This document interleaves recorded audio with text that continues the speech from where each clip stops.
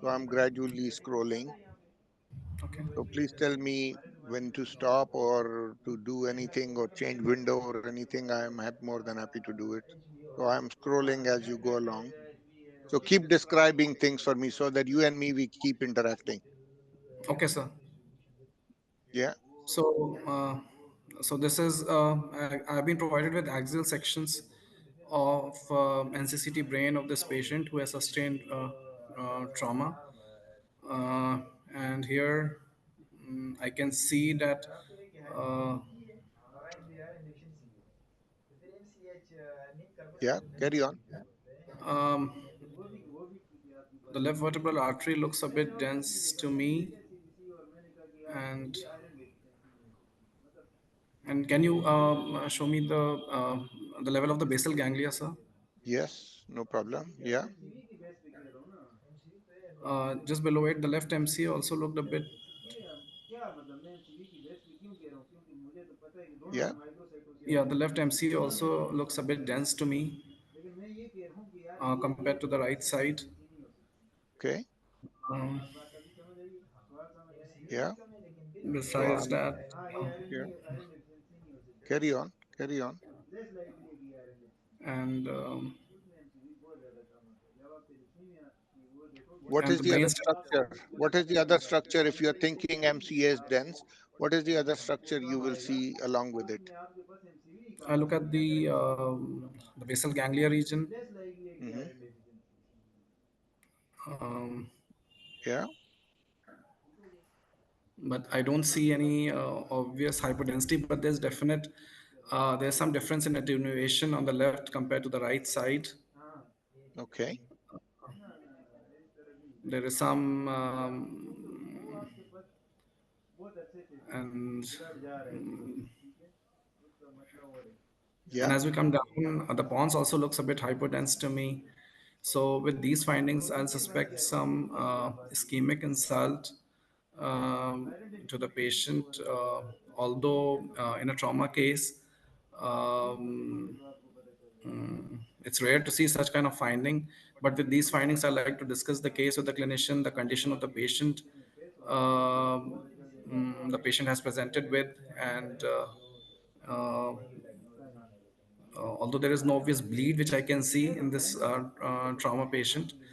Okay. Uh, so with these findings, I like to convey my findings to the clinician on an urgent basis, and then I like to go for MR scan Okay. to Okay. further assess the brain parenchyma because there's definite some difference in attenuation on the left compared to the right side, and the Okay. pons also look a bit hypodense to me.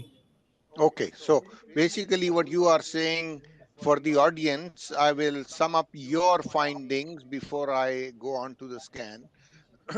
Your findings were that the MCA is dense and there is a change of attenuation between the two basal ganglia, and you could see a bit of a low attenuation in the pontine region. Am I correct? Have I got it right? Yes, yes, sir.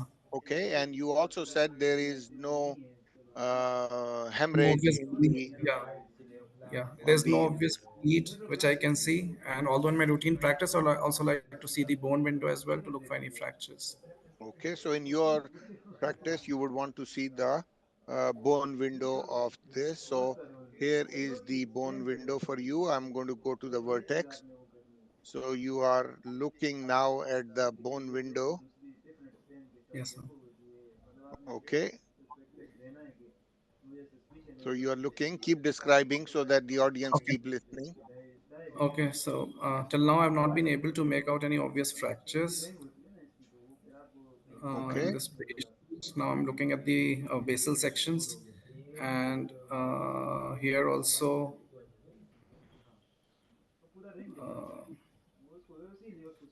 Correct. So keep talking. Yeah, it's always good to.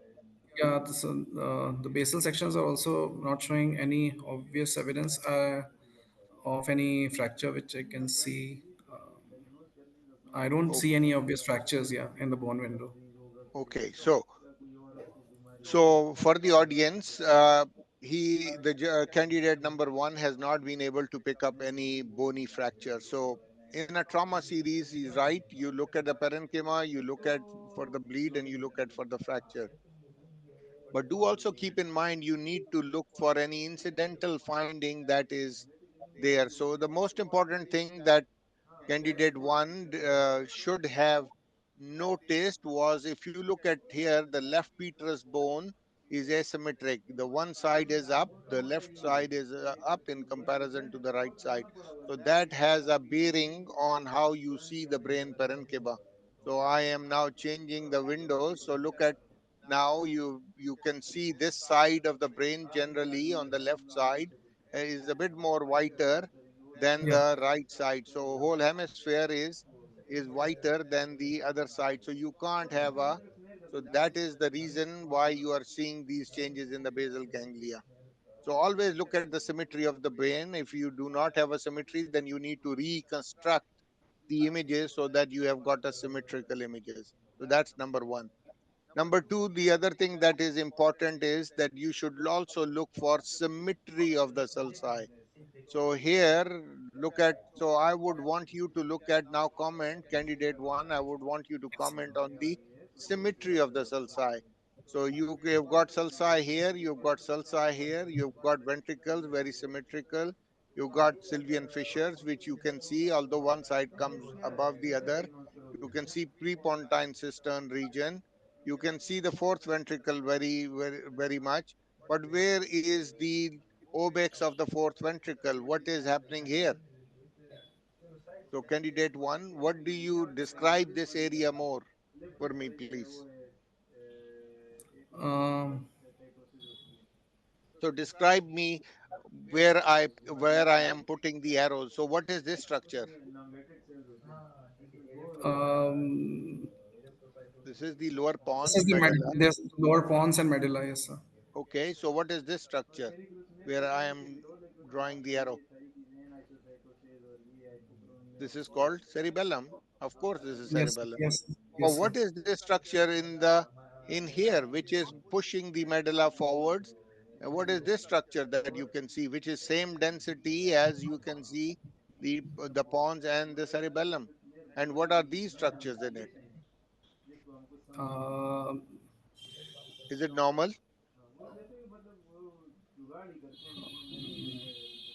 I'd like to see that in the sagittal sections if possible, because So you want to see sagittal sections? Okay, so here is your sagittal section. What do you see now? I can see a lesion over there, which is having some calcification focus within it as well, and it is indenting the medulla and Okay, compressing it. And yeah. so what does that mean? It could be an incidental finding, which could be a neoplasm. Yeah, okay. So this is how it is looking at what you were seeing. Yeah, what sort of a neoplasm can you think of? So, can I know the age of the patient? The patient is, what do you think? In exam, the images are anonymized. So what do you think the age is from the Uh, looking at the scans? so, There looking are at the three. scans, feel the patient is like middle aged. Yeah, that's fine. Yeah, correct. So considering that, it can be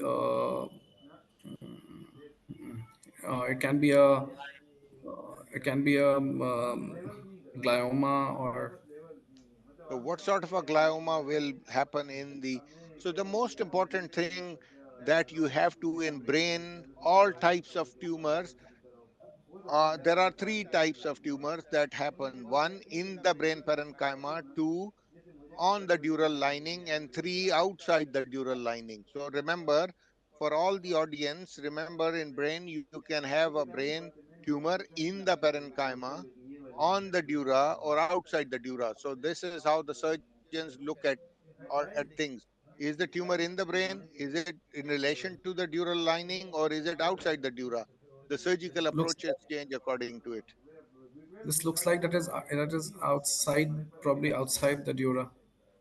It is outside the dura. So how will you confirm it is inside the dura or outside the dura?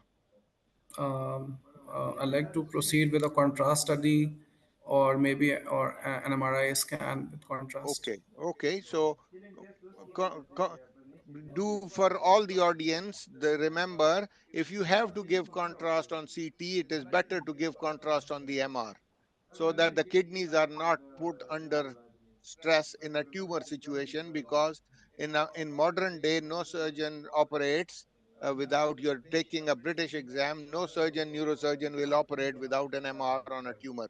It does not happen. So okay, so we have got an MR. If you want to do an MR, what sort of an MR you will do, what sequence you want to, you ask me the sequence, I'll give you the sequence. Um, I like to What would initially you look do? at initially I would like to look at the T2 and You want to see T2. Okay, so here yes. is your T2. So here is your T2. We are on the foramen magnum region.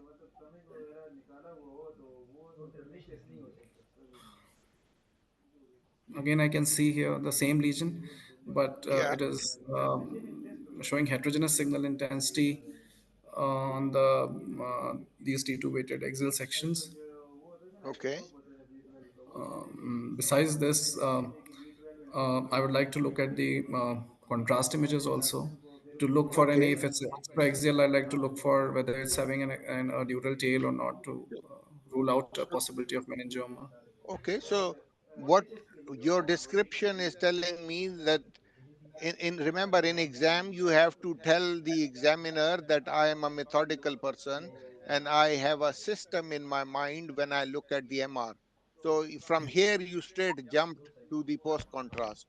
The the normal system is you look at the T1, you look at the sagittal, you look at the coronal, Yes, sir. non-contrast, then you ask for contrast. So there is a system that you go through.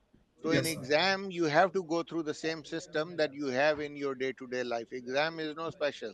You Okay. only go through the same system that you have in your day-to-day life. So Okay, what sir. other non-contrast sequence would you want to see? Besides this, I like to look at the T1. What sort of a T1, axial, sagittal, coronal? Initially T1 axial.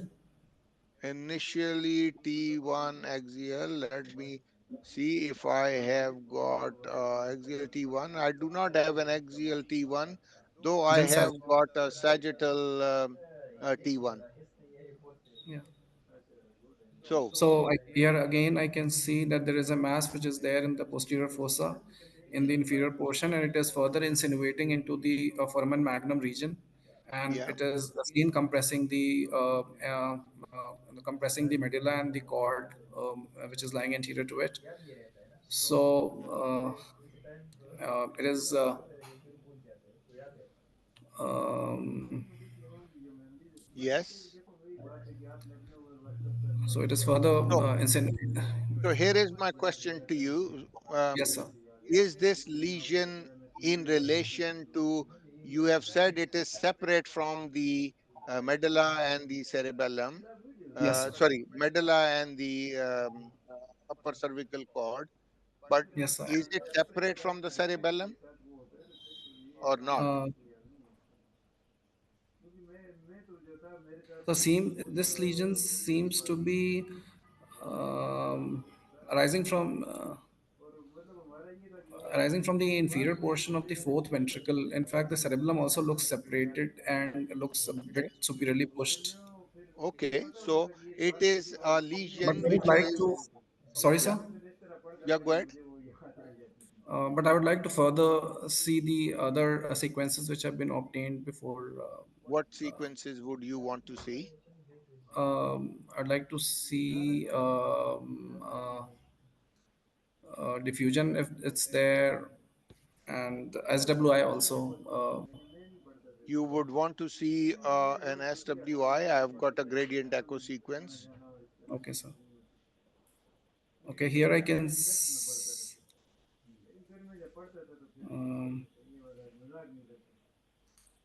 um, I'm suspecting a few, maybe a Blumate foci over there.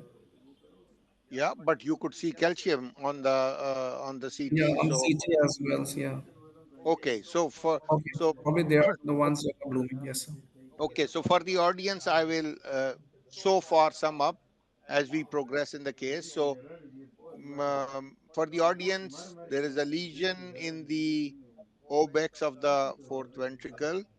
The candidate one thinks that it is separate from the medulla and the cervical cord. He also thinks that it is separate from the cerebellum. And on the CT scan, we could see calcification in the lesion, and that's also substantiated on the gradient echo sequence.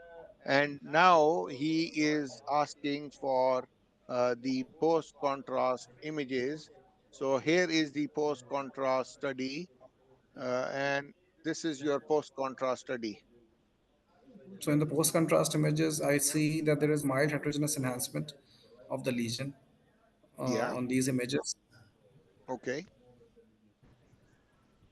So now we have we, as I said to you, we have said this is outside the brain parenchyma. Yes, The two yes, sir. things that we have to determine, is it in relation to the dura or is it in relation to outside the dura? So what do you think on looking at these images?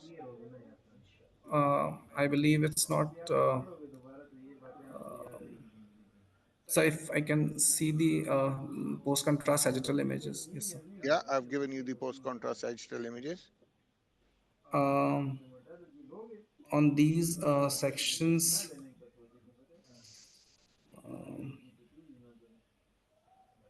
I don't see any obvious dural tail which is enhancing.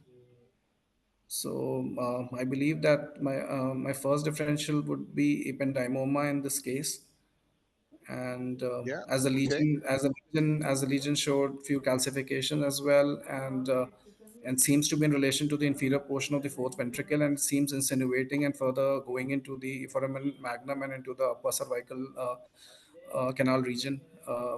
Okay.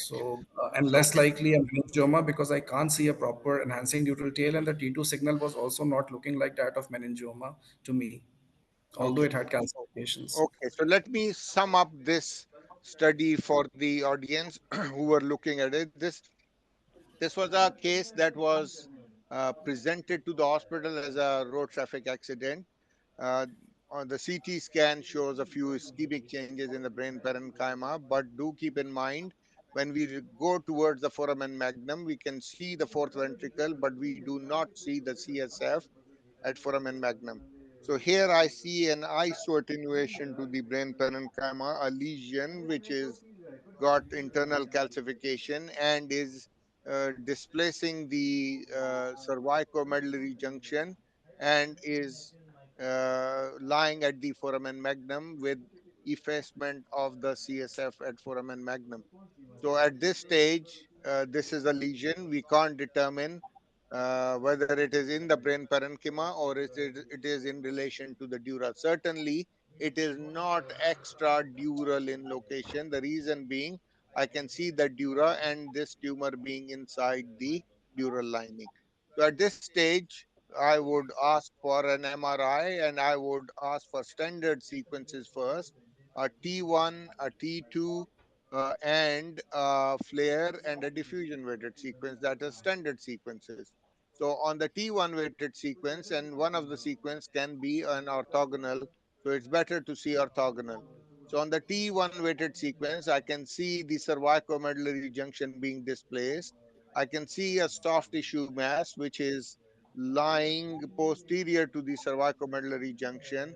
There is no relationship of it with the C1 posterior arch or with the posterior aspect of the occipital bone.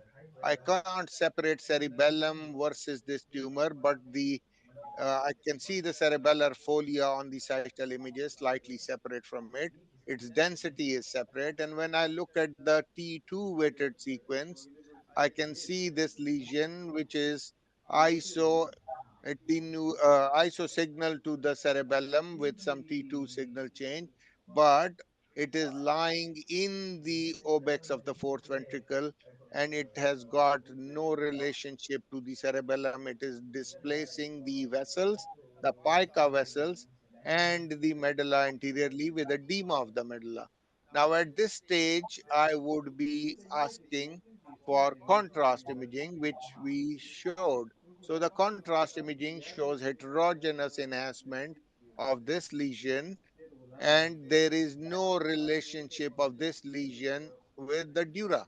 So it is an extramedullary intradural lesion at the obex. So what is the differential diagnosis? The differential, what are the differential diagnosis of this lesion? Will the tumors will arise from the structures that lie in this area. So what are the structures in this area? The structure in this area is choroid plexus. The structure in this area is the vasculature, and the structure of this area is the dura. We determined that this is not in relation to the dura. You can see it separate. So it is not a dural based lesion. So it's not a meningioma. So now the debate is it a choroid plexus lesion, like a choroid plexus carcinoma, choroid plexus papilloma, or an ependymoma that also is in this structure. The other thing which you cannot rule out, though is less likely, is a meningioma. So that is these are a few things that you are going to think about.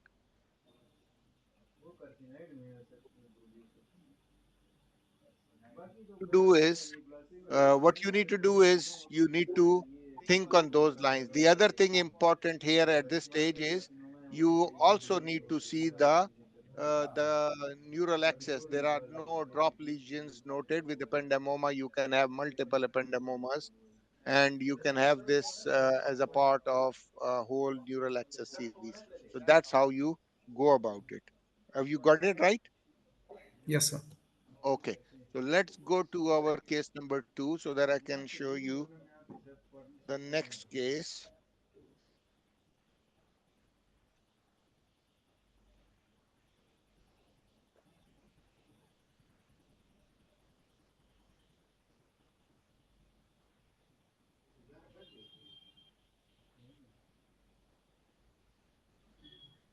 Okay, so the next case is okay.